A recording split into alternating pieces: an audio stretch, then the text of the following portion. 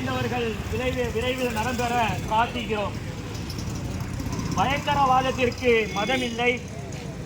இத்தாக்குதலை மத ரீதியானது என சித்தரிக்கும் வகையில் பொய் செய்திகள் பரப்பப்படுகிறது. இது கவலை அளிக்கிறது.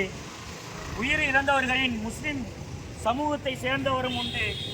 ஆகவே பயங்கரவாதத்திற்கு மதமில்லை. அப்பாவி உயிர்களை